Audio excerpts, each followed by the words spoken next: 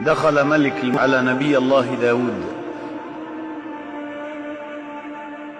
فنهض النبي صلى الله عليه وسلم وقال: أهلا بأخي وحبيبي ملك الموت، أجئت قابضا أم زائرا؟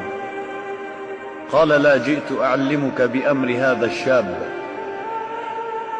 الذي في مجلسك.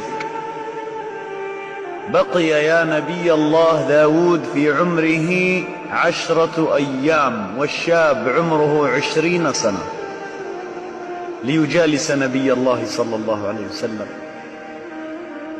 فاغتم نبي الله داود وأخذ يراقب هذا الشاب، ومضت الأيام 10 ولم يأتي ملك الموت لهذا الشاب. وإذا بملك الموت يدخل على نبي الله صلى الله عليه وسلم سيدنا داود، فنهض وقال: أهلا بأخي وحبيبي ملك الموت، أجئت قابضا أم زائرا؟ قال ملك الموت: لا يا أخي داود، لقد جئت أعلمك بأمر هذا الشاب الذي خرج من مجلسك. قال نبي الله: بلى يا ملك الموت. قال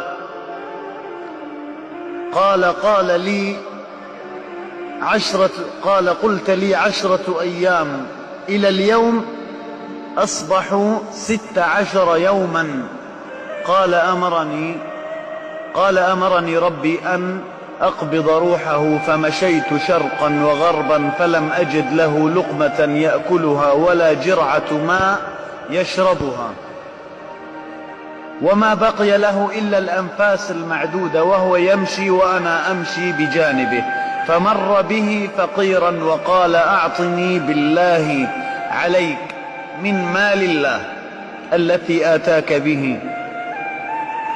فمد يده ذاك الشاب في جيبه وأخرج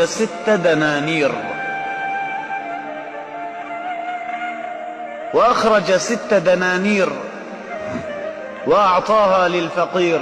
فقال الفقير: أطال الله في عمرك وجعلك الله رفيقا مع سيدنا داود في الجنة.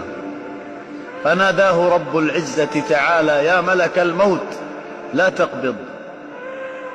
قال ملك الموت: ربي لم يكن له لقمة يأكلها ولا جرعة ماء يشربها، ما بقي له إلا أنفاس معدودة.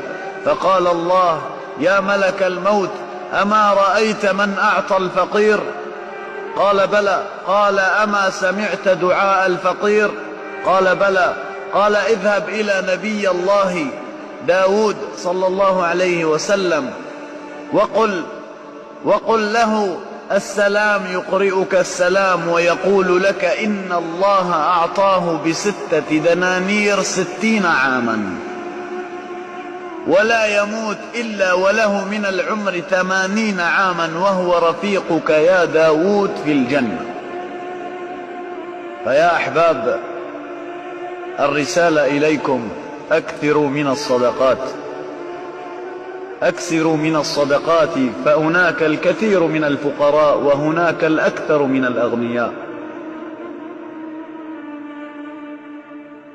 بارك الله فيكم. هذه رسالة للأغنياء: اتقوا الله في مال الله، واتقوا الله في أنفسكم.